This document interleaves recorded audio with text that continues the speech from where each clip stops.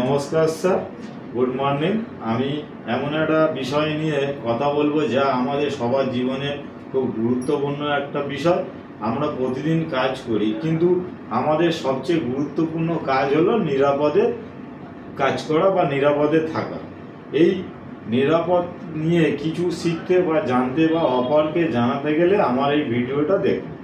মনে রাখবেন, নিরাপদ শুধু একটা নিয়ম মানা নয়, কাজের জায়গা বা বাড়িতে সব জায়গায় নিরাপদ থাকা আমাদের সবার দায়িত্ব এবং আপনার বা আপনার সহকর্মীর জীবন রক্ষা করার একটা বিষয়। মনে রাখবেন, সতর্কতাই সুরক্ষা। কোনো কাজ করার আগে এক মুহূর্ত চিন্তা করুন সেখানে কি কি ঝুঁকির কারণ হতে পারে, কিভাবে ঝুঁকিগুলো এড়ানো যায় সেটা ভাবুন। যেমন আপনার ভুলভাল রাখা সরঞ্জাম, পিচ্ছিল মেঝে, এই ধরনের ছোট ছোট জিনিস বড় দুর্ঘটনার কারণ হতে পারে। বিপদ কিন্তু লুকানো থাকে না, সেগুলোকে খুঁজে নিতে হয়। যদি আপনি কোনো বিপদ দেখতে পান, তৎক্ষণিক আপনার সুপারভাইজারকে জানান অথবা নির্ধারিত সেফটি ডিপার্টমেন্টকে রিপোর্ট করুন। মনে রাখবেন, আপনার একটি ছোট্ট রিপোর্ট একটি বড় দুর্ঘটনা আটকাতে পারে বা কারো জীবন বাঁচাতে পারে। কেউ তো দেখছে, এই চিন্তাটি পরিহার করুন। আপনি প্রথম পদক্ষেপ নিন। সবসময় ব্যক্তিগত সুরক্ষামূলক সরঞ্জাম পিপিই ব্যবহার করুন, যেমন হেলমেট, গ্লাভস, গগলস, সেফটি শু। যখন যেটা প্রয়োজন সেই সেফটি অবলম্বন করে কাজ করুন।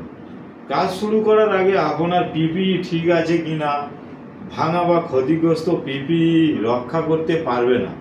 অবশ্যই পিপিই সঠিকভাবে ব্যবহার করুন। শুধু পড়ে থাকলেই হবে না, নিয়ম মেনে পড়তে হবে। কোম্পানির জরুরি অবস্থায় দ্রুত এবং নিরাপদে বেরিয়ে আসা খুবই গুরুত্বপূর্ণ।